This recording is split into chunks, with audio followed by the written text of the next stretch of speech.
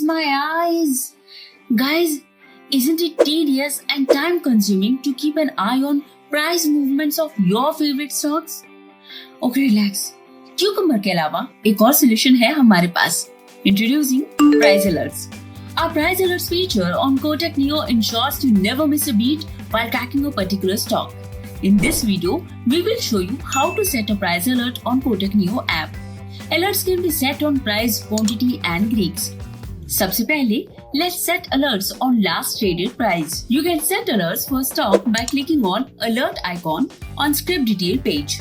Second option भी है price alert set करने का. You can also go to the Kotak Neo app dashboard, click on invest and select price alert.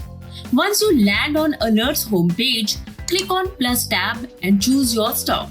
Now select price tab, go to drop down and choose LTP. If you want to set an alert when the price moves above LTP, select the moves above option and set your target price. Once done, click on create alert. जैसे ही stock price आपके selected level तक पहुंचेगा, you will get a notification alert. That's it. Now it's time to sit and relax. You can also set alerts from Kotak Neo website and the alerts will be delivered on your mobile as notifications.